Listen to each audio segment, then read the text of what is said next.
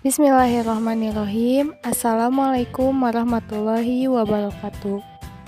Perkenalkan, nama saya Salsa Nabila Augustania, Prodi Hukum Ekonomi Syariah, Fakultas Syariah, Universitas Islam Bandung. Di sini saya akan membahas studi kawasan Islam di Filipina. Disimak baik-baik ya. Pembahasan pertama yaitu letak geografis di Filipina. Filipina merupakan negara kepulauan yang memanjang dari utara ke selatan di tepi barat Samudra Pasifik. Secara astronomis terletak pada 4 derajat lintang utara sampai 21 derajat lintang utara dan 116 derajat bujur timur sampai 126 derajat bujur timur. Luas Filipina sekitar 301.000 km persegi, terdiri dari kepulauan yang berjumlah sekitar 7.000 buah.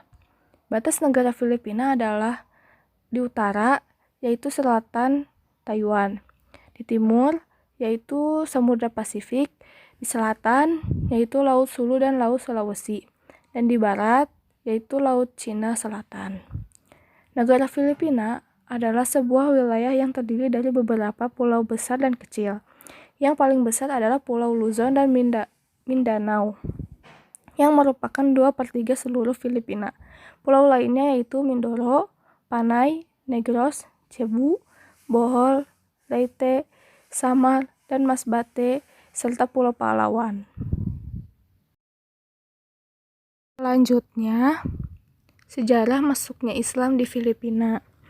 Para ahli sejarah menemukan bukti abad ke-16 dan abad ke-17 dari sumber-sumber Spanyol tentang keyakinan agama penduduk Asia Tenggara termasuk Luzon, yang merupakan bagian dari negara Filipina saat ini, sebelum kedatangan Islam.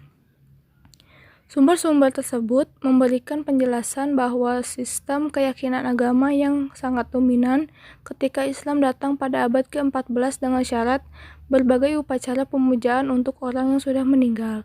Hal ini jelas sekali tidak sejalan dengan ajaran Islam yang menentang keras penyembahan berhala dan politeisme. Namun tampaknya Islam dapat memperlihatkan kepada mereka bahwa agama ini memiliki cara tersendiri yang menjamin arwah orang yang meninggal dunia berada dalam keadaan tenang yang ternyata dapat mereka terima.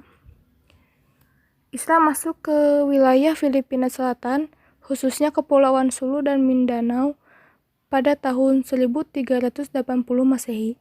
Seorang tabib dan ulama Arab bernama Karimul Makhdum dan Raja Baguinda tercatat sebagai orang pertama yang menyebarkan ajaran Islam di kepulauan tersebut. Menurut catatan sejarah, Raja Baguinda adalah seorang pangeran dari Minangkabau atau Sumatera Barat. Ia tiba di Kepulauan Sulu 10 tahun setelah berhasil mendakwahkan Islam di Kepulauan Zamboanga dan Basilan. Atas hasil kerja kerasnya juga, akhirnya kabungsuan Manguindanao, raja terkenal dari Manguindanao, memeluk Islam. Dari sinilah awal peradaban Islam di wilayah ini mulai dirintis.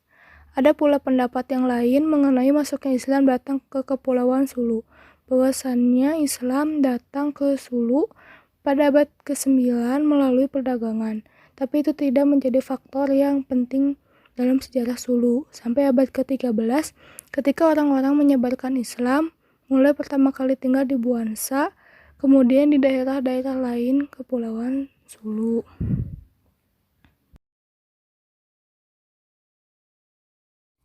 Selanjutnya, faktor-faktor yang mempengaruhi perkembangan Islam di Filipina. Dilihat dari aktivitas kerja, orang Islam bekerja di sektor pemerintahan sebagai guru, administrator, personil angkatan bersenjata, pegawai kantor, kehakiman, dan bahkan ada yang terpilih menjadi gubernur.